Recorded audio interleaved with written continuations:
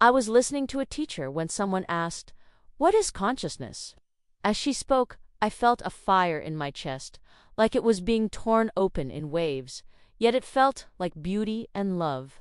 I couldn't stop crying and thought I was going mad.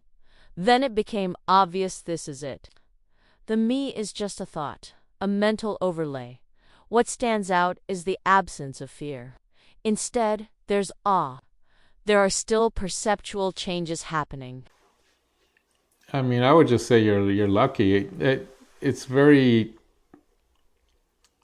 obvious to me that every process is unique, and that no process requires anything to be in any particular way.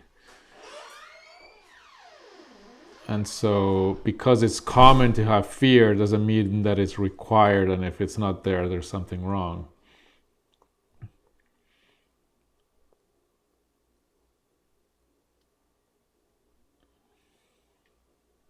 Everything you describe is very clearly very genuine, and it's this kind of reversal of what attention is focusing on, if it's in the mental world or what's prior to it. And then the mental world kind of collapses inside of that which is prior. But that's my way of describing it. But what is present is this infinite. It's infinite, but it's also dimensionless. There's no size to it. And then the mind appears inside, and it comes and it goes. And for you, it seems to have become very clear and obvious that the reality is not the mind. And then it seems very simple. It's just thoughts. And all of the changes you're describing are, part of it is a mystery and it's incomprehensible, but another part is clearly the body-mind adjusting, changing. There's effects in the body, effects in the brain. Those can be felt and seen. But it also is a process that kind of will settle.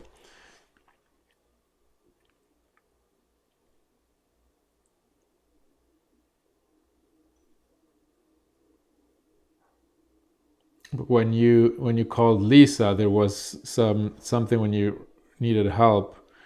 You listened to something.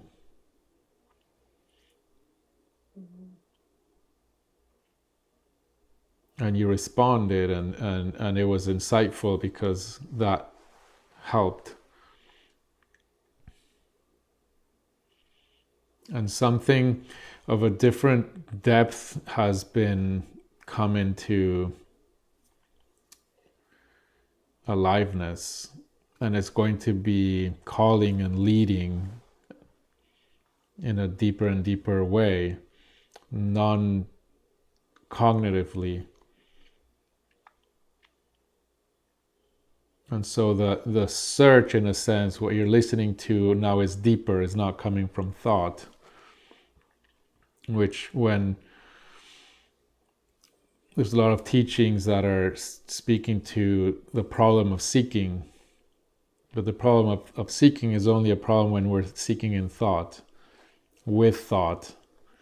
But now there's a seeking that is a listening to life.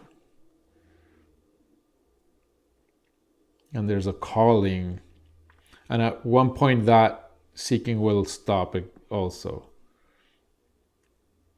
But right now it's like this burning calling towards more and more truth. And these are my words. I'm just feeling into what you've shared.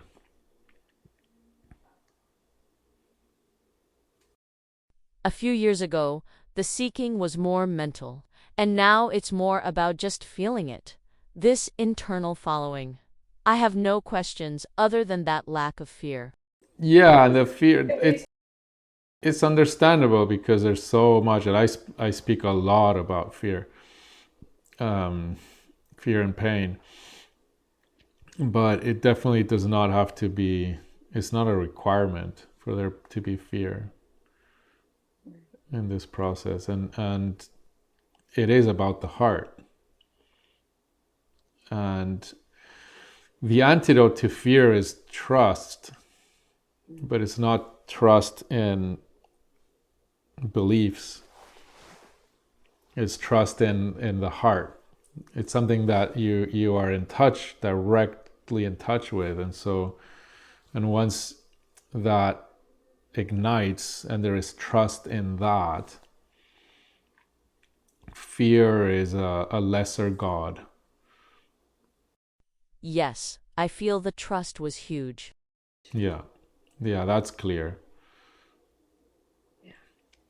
And you just might be lucky in that whatever fear you've had in the past, if any, with this, that was all that was needed. And you've had the trust. For me, there was a lot of distrust. And so there was a lot of fear. And so there was a lot of like battling with that and a lot of intensity. And I think that's more common than not. But it's very obvious to me there's no need for fear if the trust comes naturally. And it's trust in mystery, trust in the heart, the openness. There's definitely been lots of fear and anxiety through the years. Exactly. And that's what I'm referring to, in that you've gone through it. And it doesn't mean there won't be fear coming up in the future, but there is no need for there to be fear. Yeah. There's nothing wrong, nothing's missing.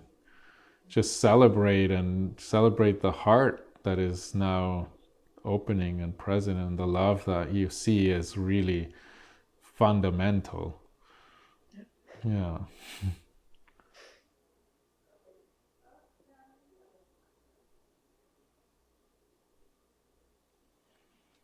With wisdom and experience, we learn where to place trust.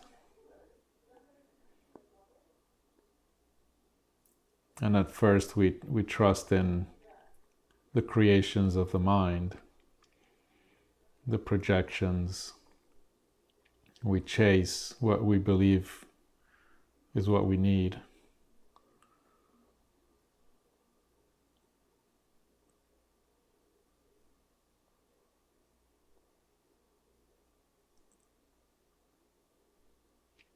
Trusting ideas and beliefs, the false gods.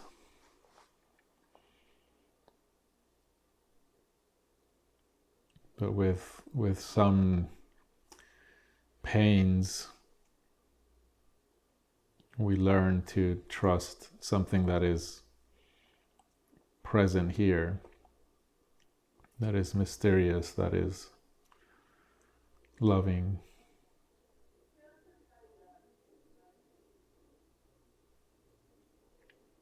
That is love.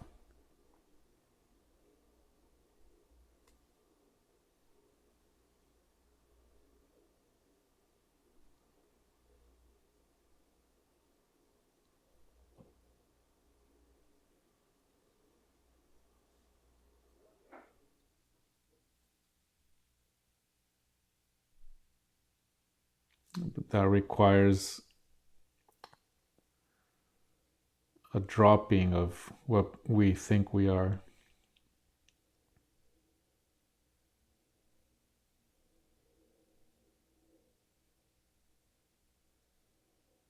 The only way to know what we are is believing thoughts.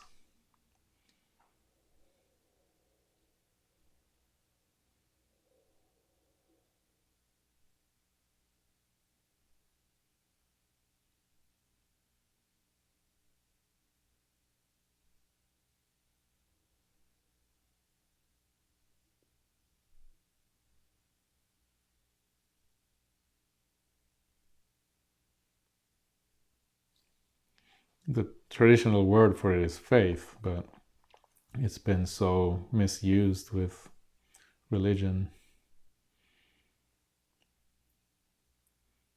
Faith to believe in the scripture as fact.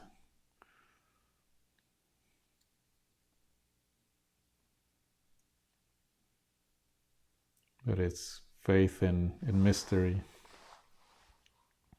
trusting the heart.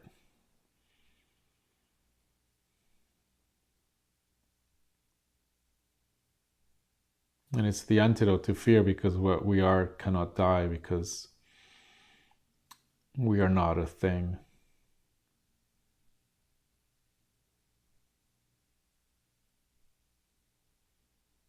Only things come and go.